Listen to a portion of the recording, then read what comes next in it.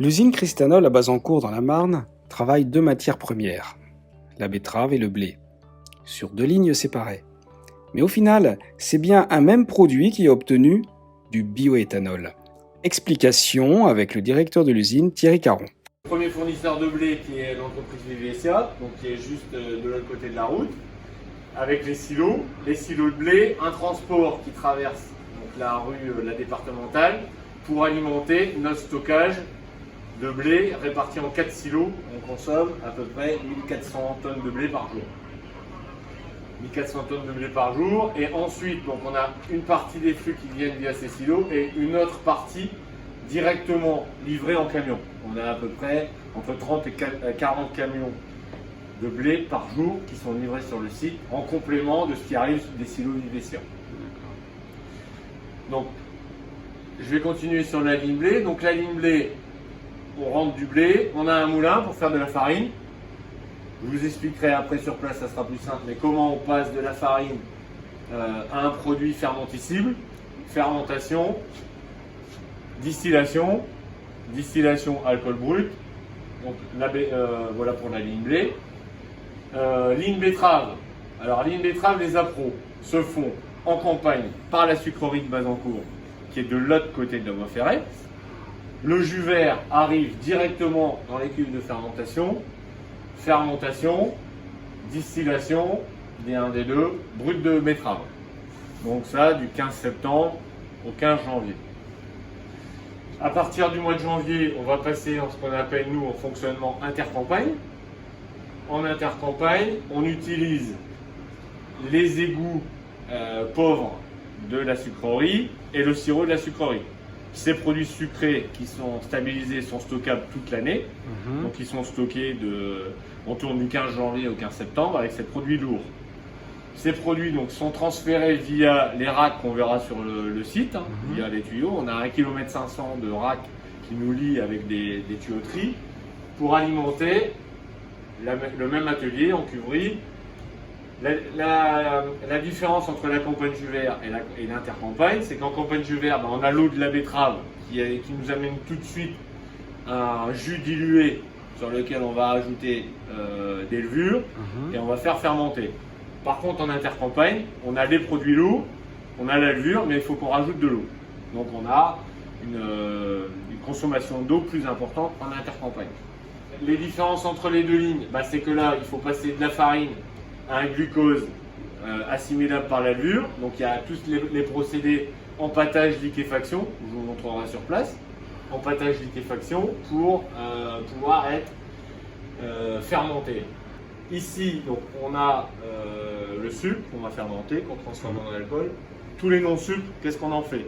Les non-sucres concentrés, on fait de la vinasse concentrée qui repart pour l'amendement agricole. D'accord. Ça, c'est les sorties, on va dire, entre guillemets, des déchets de la ligne betterave. Des coproduits de la ligne betterave. Le blé, c'est un peu plus compliqué. Autour du grain de blé, il y a du son. Le son, on va le stocker et ensuite, on va le réintroduire dans le process qu'on appelle le sécheur. On a une sortie de coproduit sur la ligne blé, c'est les drèches de blé pour l'alimentation animale.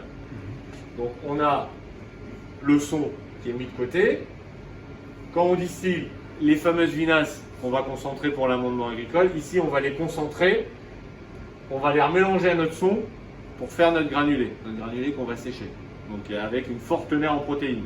Le coproduit sur la ligne blé, donc avec entre 28 et 30% de protéines, c'est un aliment qui est très bien valorisé pour l'alimentation animale. Ensuite, on a stocké notre brut, donc notre brut de betterave, notre brut de blé.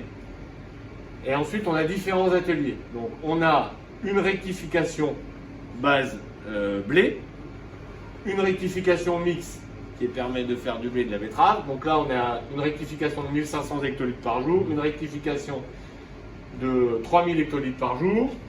On a des tamis moléculaires donc de 6000 hectos par jour pour faire de l'éthanol carburant sur la ligne blé, un deuxième de 4000 hectos par jour sur la ligne betterave.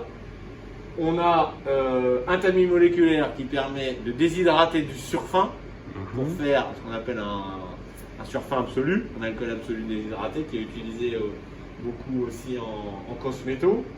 L'éthanol sort par train. Oui.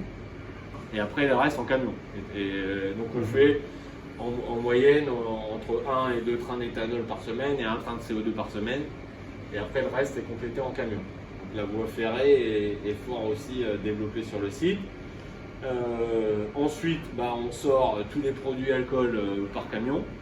Voilà, l'éthanol, le surfin absolu. Tout ce qui est déjà alcool rectifié sort que par camion. On a 6 postes de chargement avec toutes les qualités, alimentaires, non alimentaires. Et là, vous avez un contrôle qualité quelque part, j'imagine. Contrôle qualité labo ouais. dans l'usine, on verra. Contrôle qualité sur place au chargement, pour certains paramètres qu'on peut faire tout de suite.